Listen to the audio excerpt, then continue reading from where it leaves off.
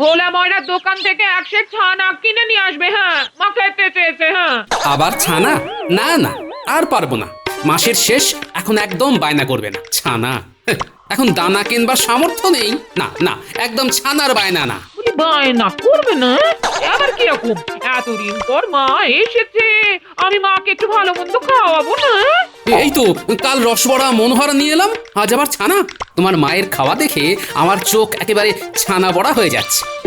তুমি কি গো এইরকম হিসাব করছো? মা বলে কথা। আচ্ছা, আজ মাসের কত তারিখ? বলো বলো বলো বলো, কত তারিখ বলো? 15 তারিখ। তো কি হয়েছে?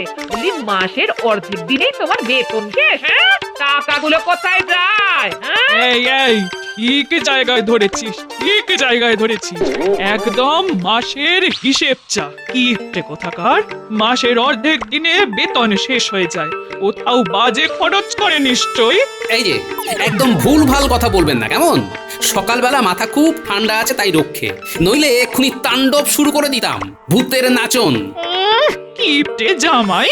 আমাকে কিপ্টে বলছেন? হ্যাঁ, আপনি কি? হ্যাঁ, কিপ্টের শিরোমণি জামাই ষষ্ঠীতে নকুল দানার মতো দুটো মিষ্টি খাইয়ে ষষ্ঠী সারলেন, আমাকে পান্তা ভাতে পেট শান্ত করালেন, রাতে জল মুড়ি আর বাতাসা দিয়ে আমার হতাশা বাড়ালেন। হ্যাঁ, বলি মা কোথায় পাবেন বলো? মার কে আছে? কেন? তোমার অপগণ্ড ভাই, আমার একমাত্র শ্যালক। কেন যে মরতে তোকে এইরকম একটা কিপটে লোকের সাথে বিয়ে দিলাম? হায় হায় হায় হায়, আমার মেয়ের সারাটা জীবন আর মাস চালিয়ে দিল। শোনো, আমার ছেলে তোমার মতো কিপটে নয়, দরাজ, বুঝেছো? দরাজ। হ্যাঁ, এই আমি কিন্তু তখন থেকে সহ্য করে যাচ্ছি, রাগ আসছে কিন্তু রাগছি না, বুঝলে? রেগে গেলে কিন্তু ভূতের নাচন শুরু হবে। গিনি, তুমি তোমার মাকে সামলাও, কিন্তু তোমার ভাই আর আমার মধ্যে তুলনা টানছে। তুমি বা মায়ের মুখের ওপর তর্ক করছো কেন? যাও, কথা না বাড়িয়ে বাজারে যাও। মা, ও মা, তুই ভেতরে এসো। তোমার না উচ্চ রক্তচাপ, কবিরাজ মশাই তোমাকে না রাগ করতে বারণ করেছে। মা, খানা আনতে একদম ভুলবে না, যাও। যত আদিক্ষেতা।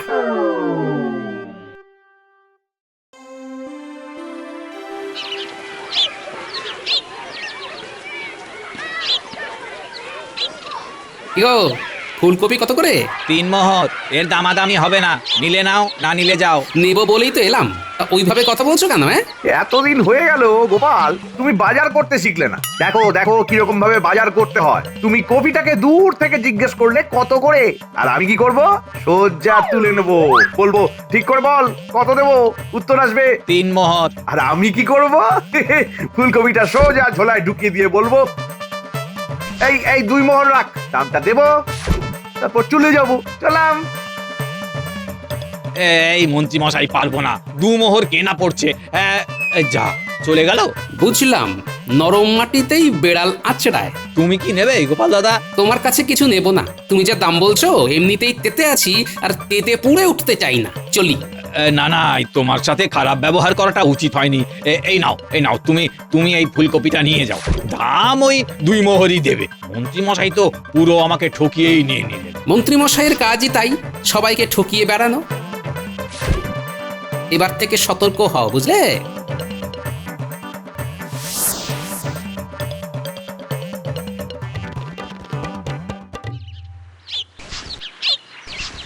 গিন্নি, এই নাও বাজারে এনেছি, তাড়াতাড়ি ভাত বসাও দেখি, আমি স্নান সেরে আসছি। এই কি কি কি কি এনেছো? দেখি দেখি দেখি। এই মায়ের জন্য ছানা এনেছো? হ্যাঁ, এনেছি, এই নাও নাও নাও, দেখে নাও কি কি আছে। এটা কি? কেন, চিনতে পারছো না? বেগুন। বলি এত সরু বেগুন তো আমি দেখিনি। তাই প্রশ্ন করছিলাম, কোথা থেকে এই সরু লিকলিকে বেগুনটাকে পেলে গো? হ্যাঁ, কই কই কই, দেখি দেখি বেগুনটা কিরকম। ও মা গো, এটা নাকি বেগুন? হ্যাঁ গো জামাই, তুমি কি বাজার করতে জানো না? কেন জানবো না?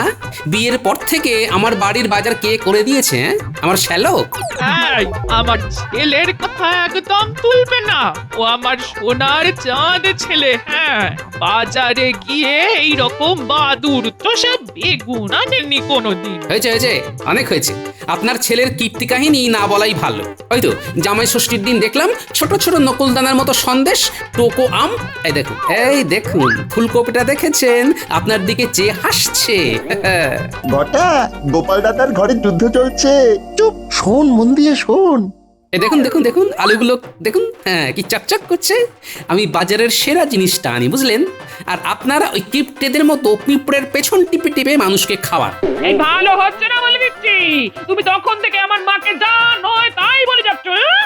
তোকে দেখে আমার বুক ফেটে যাচ্ছে। তোর বাবা তোর হাত পা বেঁধে নদীর জলে ফেলে দিয়েছে। হ্যাঁ, শুনুন, আমার শ্বশুর মশাইয়ের মতো বিচক্ষণ মানুষ খুব কম ছিলেন। উনি আমাকে একদিন বলেছিলেন, বাবা আমার মেয়েটা একদম আমার মতো হয়েছে, তাই আমি তোমার হাতে আমার নরম মনের মেয়েটাকে তুলে দিচ্ছি। খুব শ্বশুরের সুখ খ্যাতি হচ্ছে। পুড়ছে পুড়ছে, পোড়া পোড়া গন্ধ বেরোচ্ছে। বাবা আরো বলেছিলেন, আমার ছেলেটা একটা অলস অকর্মণ্য, একদম ওর মায়ের দিকে গেছে। দেখছিস দেখছিস, আমাকে অলস অকর্মণ্য বলছে। তোর বাড়িতে এসে আমি কি রকম অপমানিত হচ্ছি। এই দেখুন, আবার আপনি আমার ঘাড়ে দোষ চাপাচ্ছেন। কথাটা তো আমি বলিনি মা, বলেছেন আমার বিচক্ষণ শ্বশুর মশাই। তিনি ত্রিকালজ্ঞ মহাপুরুষ ছিলেন, প্রাতঃস্মরণীয় ব্যক্তি। যা শোনার শুনে নিয়েছি। এই গিন্নি, এই তোমাদের সাথে কথা বলতে বলতে আমার স্নান করার দেরি হয়ে যাচ্ছে। আমি যাচ্ছি স্নান করতে, তুমি ভাত বাড়ো। আমি পারবো না। হ্যাঁ। ঠিক আছে, তোমাকে বাড়তে হবে না, আমি না খেয়েই যাব। কি আপনি খুশি তো শাশুড়ি মা? আমার ভর ভরন্ত সংসারে আগুন লাগিয়ে দিলেন তো? বেশ ভালো থাকুন।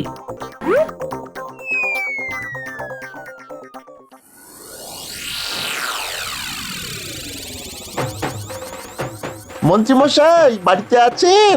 আমরা একটা বিরাট খবর নিয়ে এসেছি। কি বটা ঘটা? হ্যাঁ মন্ত্রী মশাই, খবর আছে। আসছি, দাঁড়া।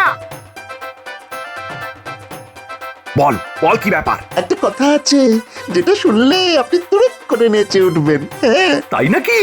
চল ভেতরে চল। আজ আমার শাশুড়ি ঠাকুরনের জন্য দেরি হয়ে গেল। না খেয়ে রাত সবাই যাচ্ছি। কেন যে মাঝে মাঝে রেগে যাই জানি না। আমি তো জানি আমি খাইনি, আমার গিন্নিও খাবে না। কি গো গোপাল দাদা, নিজের মনে কি বিড়বিড় করছো? আর কি, ওই একটা প্রবাদ আছে না, ভাবিয়া করিও কাজ করিয়া ভাবিও না, ওইটা মনে মনে চালিয়ে নিচ্ছি। কেন এই সময়ে আবার ওই প্রবাদটা নিয়ে পড়লে কেন? কি না ভেবে করলে তুমি? ওই যে সকালবেলা তোমার বউঠানের সাথে একটু ওই গোলমাল হয়ে গেল, ব্যাস গেলাম রেগে, চলে এলাম না খেয়ে। তার মানে তোমার আর বউঠানের দুজনের কারোর আর খাওয়া হবে না? সেটাই তো খুব মনে লাগছে গো। আরে দোষটা আমার গিন্নির না, দোষটা আমারও না। বাড়িতে কি তোমার শাশুড়ি এসেছে গোপাল দাদা? কি করে বুঝলে? আমরা একই পথের প্রতীক গো। দেখছো না, তাড়াতাড়ি দোকান বন্ধ করে বাড়ি যাচ্ছি। সাবধানে থাকিস ভাই। তুমিও সাবধানে থেকো, কথা বললো না। হ্যাঁ, জানবে বোবার শত্রু নেই।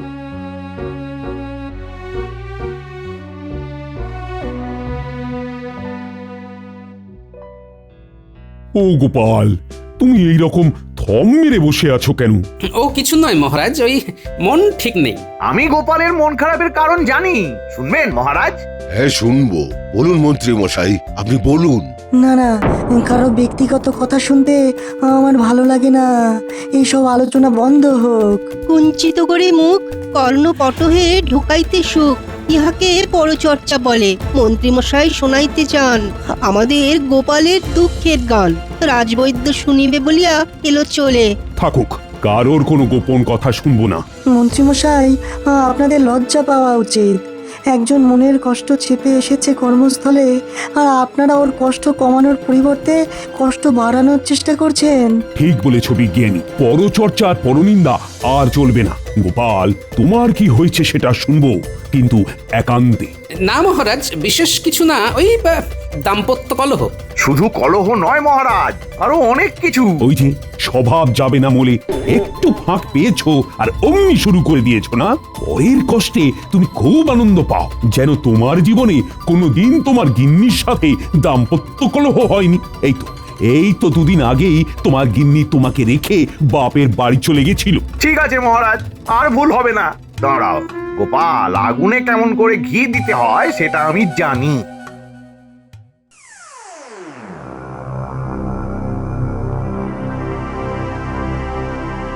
তোকে আর এই নরকে রাখবো না।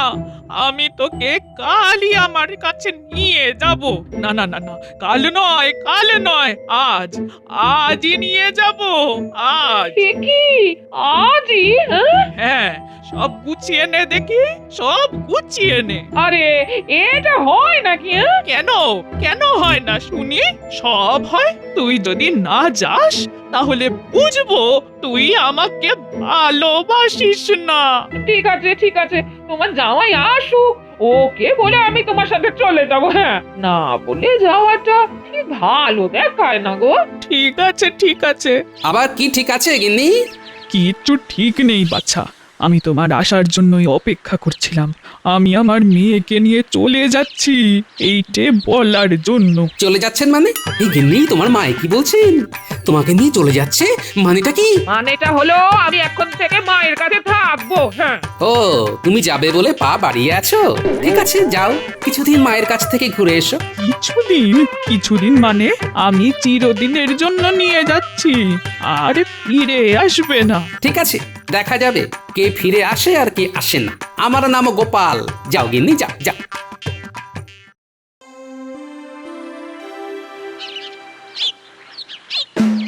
আরে গোপাল দাদা, বড্ড কষ্ট হচ্ছে না হাত পুড়িয়ে রান্না করতে? অভ্যেস নেই তো? বিশ্বাস করো গোপাল দাদা, বিশ্বাস করো, তোমার দুঃখ আমরা আর দেখতে পারছি না। খুব কান্না পাচ্ছে। জানি তো, আমার বাবা বলেছিলেন এমন একটা সময় আসবে যখন তোর দুঃখে শিয়াল কুকুরও কাঁদবে। বাবার কথা আজ সত্য হলো। তার মানে তুমি কি বলতে চাইছো আমরা শিয়াল কুকুর? ওই আর কি। কেমন কায়দা করে আমাদের শিয়াল কুকুর বলে দিল দেখলি? শুনলাম। ঠিক আছে, আমাদের কামড়টা তো রয়েছে।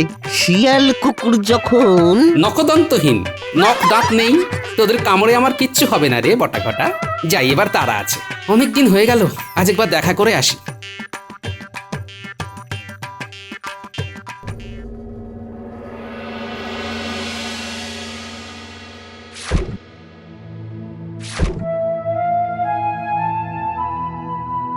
বলি কতদিন তো হয়ে গেল, একবার খোঁজ নিতে এলো না। কি রে, কি ভাবছিস? হ্যাঁ, জামাইয়ের কথা দেখলি তো কিরকম মানুষ, তোর খোঁজও নিল না। আমার ঘরের চৌহদ্দির মধ্যে দেখলে কিন্তু আমি দূর দূর করে তাড়িয়ে দেব, এই বলে দিলাম। হ্যাঁ, শোন মা, আমি একটু আসছি, তুই ঘরে থাক, আমি যাব আর আসবো। ওই 3 কড়িদের ওই জমিটা আমার খুব পছন্দ, ওটার দাম করতে যাচ্ছি।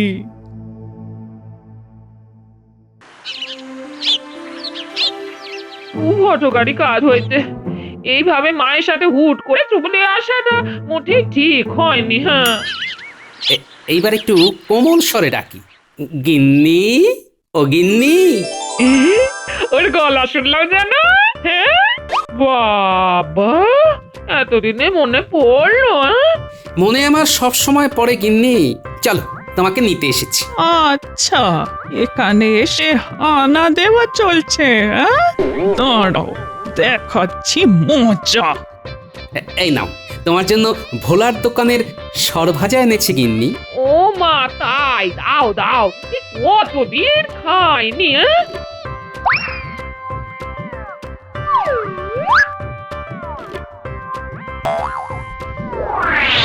এবার তোমাকে রোজ সরভাজা, রসবড়া, ছানা বড়া খাওয়াবো। না না না, কিচ্ছু খাওয়াতে হবে না। তুমি এখান থেকে মানে কেটে পড়ো তো। আমি আমার গিন্নিকে না নিয়ে ফিরবো না।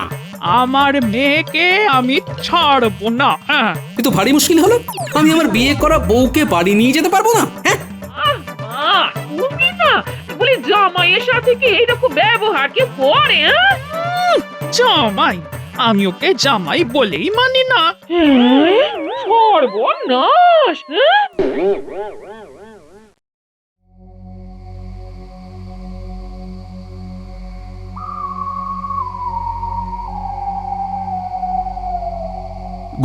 গোপালের কোনো খবর জানো? গোপালের জন্য তো ভীষণ চিন্তা হচ্ছে। মহারাজ, গোপাল মণিহারা ফণি হয়ে পথে পথে ঘুরে বেড়াচ্ছে। হ্যাঁ, মণিহারা ফণি? আহারে, তাহলে তো ওর খুব কষ্ট হচ্ছে। গোপাল বোধহয় আর স্বাভাবিক হবে না মহারাজ। আরে শুভ শুভ বলুন, শুভ শুভ বলুন। আমার বিশ্বাস গোপাল সব বিপদ কাটিয়ে আবার স্বমহিমায় ফিরবে। হ্যাঁ, সে ঘুরে বালি, এবার আমাকে মাঠে নামতে হবে আর সভার কাজ শেষ করে একবার গোপালের শাশুড়ির সাথে দেখা করে আসবো।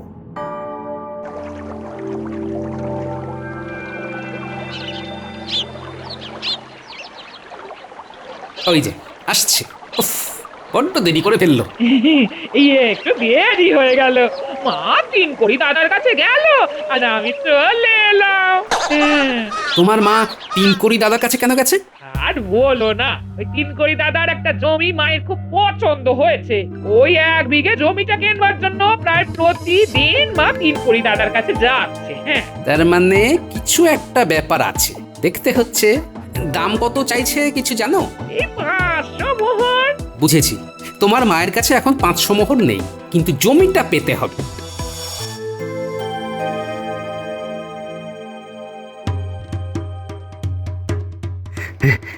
এই একটা মোক্ষম সুযোগ এসেছে। এই এই সুযোগটা হারালে চলবে না।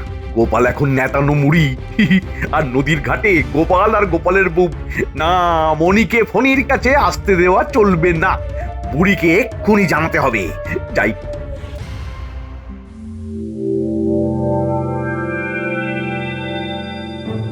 দূর, এইরকম করে পালিয়ে পালিয়ে কি দেখা করা যায়? হ্যাঁ? ওদিকে মা একেবারে খড়গহস্ত। হ্যাঁ, দাও, একটা উপায় বার করেছি। শোনো, তোমার মাকে আমি 500 মোহর ধার দেব। সে কি গো, আমার মা তো আর হাত কুকুর করবে না গো।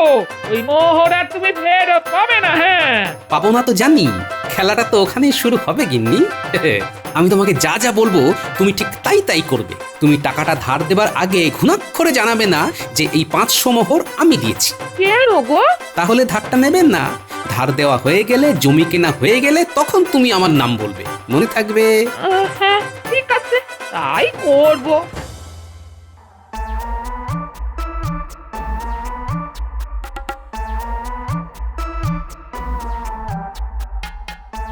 পায়ের ধুলো দিন মাসিমা। কে বাবা? তোমাকে তো চিনতে পারলাম না। আপনি আমাকে চিনতে পারেননি? না গো বাচ্চা, বয়স হয়েছে তো, চোখে বড় একটা দেখতে পাই না। আমি কৃষ্ণনগরের মন্ত্রী। এবারে চিনতে পেরেছেন? ও বাবা, তুমি? তুমি কত ভালো, গুরুজনদের ওপরে কত ভক্তি। আমার জামাইয়ের মতো না। আমার জামাই খুব বাজে, খুব বদমাস। হ্যাঁ, আরে আপনার জামাই মানে আমাদের গোপালকে তো দেখলাম নদীর ধারে বসে আছে আপনার মেয়ের সাথে। ওরে বাবা, বদমাস জামাই রে। তোরা দেখাচ্ছি মজা, এবার বুঝবে কত ধানে কত চাল।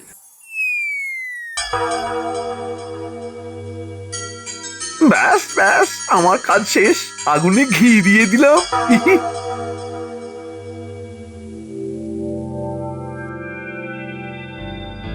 বুঝলে গিন্নি, তোমার অভাব প্রতি মুহূর্তে অনুভব করছি। আমিও জানো, কিন্তু কি করা যায়? তোমার মাকে টাকা ধার দেব, এরপর দেখবে মজা। মজা এবার আমি দেখাবো তোমাকে বাচ্চা। তুমি তো খুব নির্লজ্জ দেখছি। এই এই তুমি যাবে না গ্রামের লোক ডাকবো? যাচ্ছি যাচ্ছি যাচ্ছি।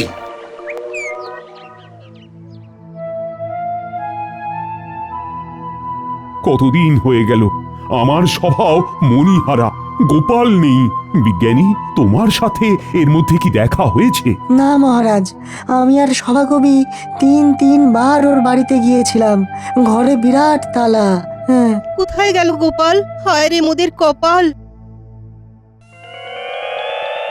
এ তোমার খুব সাহস বেড়েছে, এক্ষুনি মা চলে আসবে। হ্যাঁ তোমার মা এখন কিছু করবে না, দেখেও দেখবে না। হ্যাঁ তুমি সব বুঝে গেছো, আমার মাকে চেনো? হ্যাঁ হাড়ে হাড়ে চিনি। আসুন মা, আপনার জন্যই অপেক্ষা করছি। না বাবা, তুমি বসো, আমি যাই। এটা কি হলো? 500 মোহর যে ধার দিয়েছি, যে ধার নেয় সে কি আর সামনে আসে?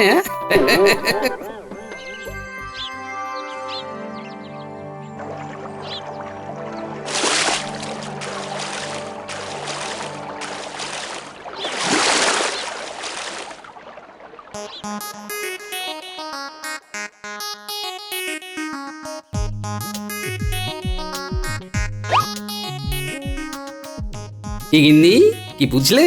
তোমার সাথে আমার যতবার দেখা হবে ঠিক ততবার আমাকে দেখেই শোধ দেবার ভয়ে পেছন ফিরে দৌড় দেবে। কিন্তু এবার আমাকে নিয়ে চলো। আজই আমি তোমাকে বাড়ি নিয়ে যাব। চলো, তোমার মায়ের সাথে দেখা করে আসি। মা আমাকে ছাড়বে? চলো না, দেখোই না কি হয়।